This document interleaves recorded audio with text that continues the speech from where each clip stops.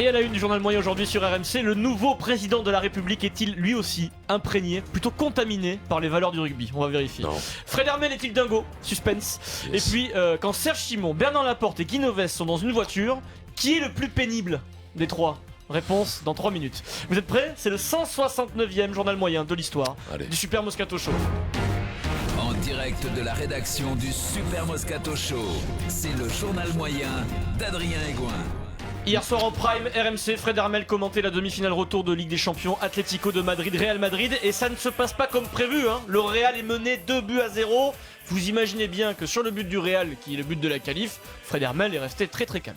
Benzema, fantastique dans la surface. Ce qu'a fait Benzema, incroyable. Et le but du Real. But du Real. Benzema est fantastique. Ce qu'a fait Benzema, c'est fantastique. Et oh là là. Oui, on a compris, Fred, ce qu'a fait Benzema, c'est fantastique, mais qui marque le but, Fred? But de Marcelo. Non. Mais regardez ce qu'a fait Benzema, les amis. Isco, c'est pas Isco, but d'Isco, pas de but d'Isco. Ça va aller, Fred. Le Real a marqué. On s'en fout, à la limite qui a marqué, c'est Isco qui marque le but. Ok. Mais juste pour vérifier, Fred, Benzema a vraiment un rôle important sur ce but? Mais c'est un but. 90% c'est Benzema. Dites-moi que j'ai raison. Oui. Vous avez vu ce qu'il a fait avec 3 adversaires? Oui. Comment sans mettre la balle en corner et en sortie de touche, il a réussi à centrer et il a permis au Real Madrid de marquer par Isco. 2-1, ça change complètement l'histoire, les amis. Les amis. Alors, vous ne savez pas autour de la table là, mais hier, Benzema a inscrit un doublé carrément. Benzema le but. La tête de Benzema. Non. Qu'est-ce qu'il donne? Il est en jeu. Non, c'est à côté surtout. Il est à côté sur Fred. Le ballon est passé 1 mètre à côté. Alors t'es mal placé, mais bon. Fredo nous a créé un deuxième but au-dessus. Donc but au-dessus du but. J'adore Roten qui prend des précautions. Roten il fait Fred, le ballon est passé à 1 mètre. Reprends tes esprits. Alors c'est la fin du match, temps additionnel, énorme orage sur le stade Vicente Calderón. Vraiment, il y a des coups de tonnerre. Fred en profite pour nous parler de la réussite d'un certain Zinedine Zidane. C'est un orage en fait, il y a des éclairs, il y a le tonnerre. Et oui, c'est un tonnerre dans la planète foot. Un type qui était nul, qui n'aurait jamais dû être entraîneur, qui ne savait pas parler. Comment il est entraîneur, il ne sait pas parler? Et ben il a gagné la Ligue des Champions, puis il est en finale. C'est ça le tonnerre. Tout va bien chez Fred Hermel, tout va bien, il est en vie, on rassure sa famille. Alors Fred, c'est fini, le Real Madrid affrontera donc la Juventus Turin le samedi 3 juin à Cardiff au Principality Stadium. Juste un petit mot pour conclure, Fred? Franchement, les mecs, je vous promets, si Zidane la gagne, la deuxième, là, je vais être insupportable. Mais tu l'es déjà, Fred. Oui. Tu l'es déjà, voilà. Oui. Si Zizou en gagne une deuxième, il sera encore plus insupportable. Il est en vie, c'est pas sûr à 100% quand même. Hein. si.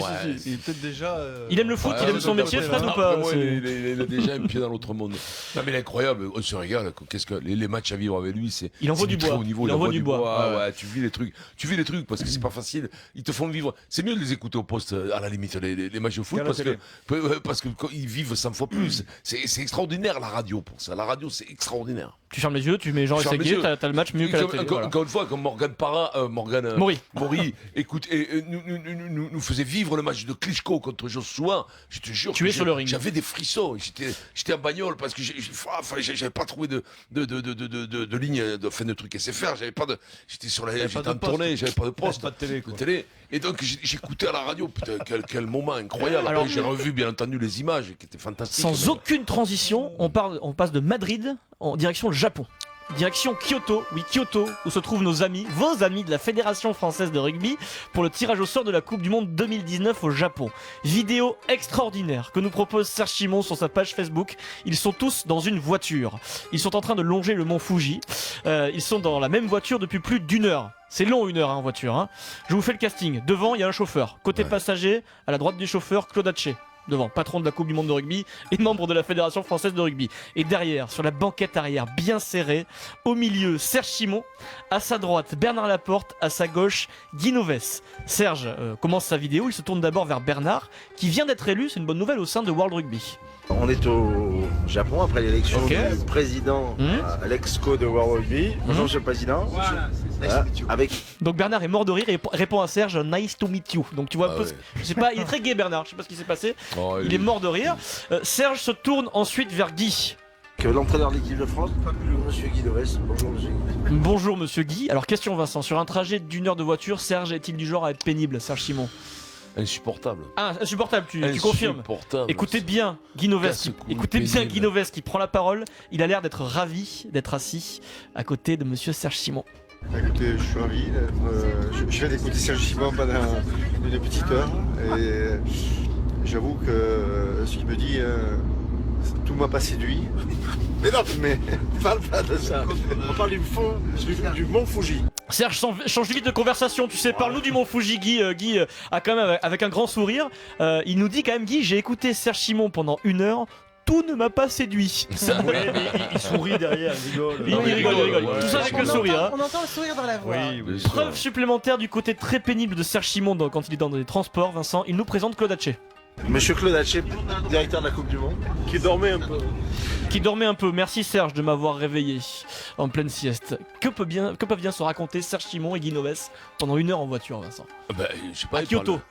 Il parle du Japon, il parle de l'histoire de ce pays, des samouraïs, voilà, quoi, de tout ça. Tu sais que moi, j'ai jamais été au Japon, j'aimerais bien y aller au Japon. Il fallait aller avec eux. C'est l'occasion. C'est pas mon travail, je suis pas invité. Mais c'est pas vraiment leur travail non plus, à eux. Tu es dans la Coupe du Monde dans 2 ans, mais ça. On t'invitera à la Coupe du Monde dans 2 ans et je me régalerai parce que c'est quand même un pays qui est quand même assez curieux, quoi. Tu vois, c'est vraiment pas notre culture et tout, et j'aimerais y aller. En tout cas, ils ont l'air de se régaler. beaucoup là-bas. Oui. Merci. Excellent. Tiens, mais justement, l'after nous rappelle. T'as envie que je te sac? L'after, le Real en finale, Vincent. 22h48 hier, débrief dans l'after. Jérôme Roten est vraiment impressionné parce que c'est un joueur énorme, impressionné par la découverte, la performance Isco. Et de plus en plus, il prend ses aises, donc c'est vraiment un grand joueur. Donc les soirées disco s'enchaînent. Merci Gilbert Bébois. Vas-y à toi. Mais Gilbert, il le fait exprès maintenant pour toi. Tu crois? Ah, j'ai parlé avec lui ce week-end. C'est vrai? Il aime bien être dans le journal moyen, il envoie des trucs. Tiens, ça c'était pour venir, tiens. Hop, petite soirée disco, impeccable. C'est soirée disco. Il est bon. Vincent, sans transition, J-3. Oui. Parce que c'est notre projet. J-3 avant la cérémonie d'investiture d'Emmanuel Macron, nouveau président de la République, je sais pas si vous êtes au courant. On sait déjà qu'Emmanuel Macron est passionné de foot, supporter de l'OM, mais il a aussi une histoire avec le rugby. Il est proche du président du RCT, Mourad Boudjelal, qui l'a soutenu. Il a même insisté pendant la campagne à Toulon-Lyon, au stade Mayol. Et ce jour-là, il se confie au journal Var Matin, Emmanuel Macron, il se confie sur sa relation avec le rugby. Et il nous dit, j'ai la moitié de ma famille, ça je ne le savais pas, qui est de Bagnères de Bigorre. Je suis né en décembre 77, donc j'ai beaucoup entendu parler du rugby club toulonnais lorsque j'étais petit. Mais pour nous, il représentait des ennemis, les Toulonnais, car ils nous ont battus 2 fois en finale. J'ai grandi avec mon grand-père, qui m'emmenait au stade à Bagnères ou à Lourdes, car c'était l'époque où il y avait de belles équipes. J'ai toujours suivi le rugby, c'était la génération Gachassin, Aguirre. Je suis ce sport, Bertrand. mais je l'ai sincèrement rarement pratiqué. Donc là, il essaie pas de mitonner qu'il a joué au rugby. Il a dit je l'ai un peu pratiqué à l'école en milieu scolaire. Puis j'allais surtout au stade avec mon grand-père quand j'étais gamin.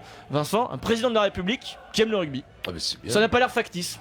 Non, c'est leur non, ça sent pas la greffe, quoi. J'ai pas l'impression que ce soit. Tu sais, il veut se démarquer de tous les marchands de saucissons qu'il y a eu jusqu'à maintenant. Donc il essaye d'être honnête. Je le crois qu'il est frais. Il est frais. Il n'a pas encore été au pressoir du pouvoir avec tout ce que ça comporte comme malice, comme vice et compagnie. Donc là, il est frais. Je pense qu'il dit la vérité. Il sort pas trop de saucisses. Je crois que d'abord on peut le respecter parce que ce qu'il a fait à son âge, c'est quelque chose d'exceptionnel. Et aussi joueur de tennis. Un grand champion. Il a été classé 15-2 au tennis, Emmanuel Macron, donc c'est un sportif assez accompli parce que 15-2 au tennis c'est pas mal. Il faut pas qu'il nous raconte qu'il a été après. Si voilà, il faut pas non plus qu'il nous dise qu'il a fait la pêche. Parce que là, il était poids moyen aussi. Ce qui s'est passé, je sais pas si vous avez vu dans le documentaire sur TF1, le dimanche de l'élection. Donc dimanche, il est au Touquet chez lui. Apparemment, il sort pas de sa maison, sauf que il est sorti en catimini de chez lui en passant par chez le voisin. Il a escaladé le mur et il y a eu des photos de lui qui sont parues dans l'après-midi. Il était en train de jouer au tennis club du Touquet pour se détendre. Je croyais en train d'escalader le rosier. Physiquement, il est sec et tout, il doit faire du sport, je te le dis sincèrement. Tu l'as vu la chemise bien rentrée, c'est pas un mec lourd. Je pense qu'il aura pas. Il a pas le physique de Pierre au même âge, quoi, si tu veux. Je pense que c'est un mec sec, mais qui s'entretient, qui est en forme, qui aime le sport, ça se voit. Il a une tête d'abord de sportif, le petit-fils de Boris Vian. Vincent, tu l'inviteras puisqu'il aime le sport, on me l'invite au Moscato Show. On l'invitera, il aura le temps en plus, puisqu'il prend ce métier où t'as rien à secouer. Bagnères de Bigorre, ça joue au rugby encore ça? Oui, bien sûr. En fédéral, Torossian, Jean-Michel. Non, mais ça c'est avant, c'était avant ça, mais là maintenant. Non, ça joue encore. Dergali, Berti, Non, je crois que c'est en fédéral une ou Rousseau, il y en a eu des types là. Il y a eu des très bons. le rugby alors. Il y a Jeannot. Jeannot, Jeannot. ancien président du tennis Mais de Bagnères. qu'est-ce qu'il devient d'ailleurs Jean Gachassin? Mais Jean Gachassé, il est mort. Vous Non, saviez non, pas non. Arrête. Vous savez pas qu'il est mort, Jean? Faudra l'inviter un jour. Faudra l'inviter pendant. Jean est mort, il s'est assis sur une raquette de Non, tennis contre arrête match. Et donc, non, mais comme il est petit, ça lui ressortait par la bouche. Alors, c'est affreux ce que Pierre, je viens de dire. enchaîne s'il te plaît, Pierre. Ah, si tu t'embrasses, c'est Jeannot. C'est tout à fait honteux. Mais je le dis parce que Jean aime les gravelleries. Pierrot, Bagnères de Bigorre est en fédéral 1. On me l'a soufflé, ok. donc je le dis. Très bien. Non, mais c'est une culture Il rubistique. aime les gravelleries comme chacun sait. C'est comme chacun sait, Jean Gachassé est un dissipé de naissance, un turbulent. C'est pour ça, Toi aussi, messieurs, Vincent, dames, que toi j'ai eu aussi. ces mots pour lui. Et Parce on l'embrasse. qu'il adore, on l'embrasse à Jean. Parce que Jean, écoute-moi, c'est un type, Jeannot, il a c'est mieux que 72, 73 ans. Il te 74. fait des sauts périlleux sur la table, il peut rester jusqu'à 5h du matin, vous allez tous au lit. Et Jeannot, il est ça- plein badin. Non, mais Jeannot, c'est Highlander. C'est Highlander.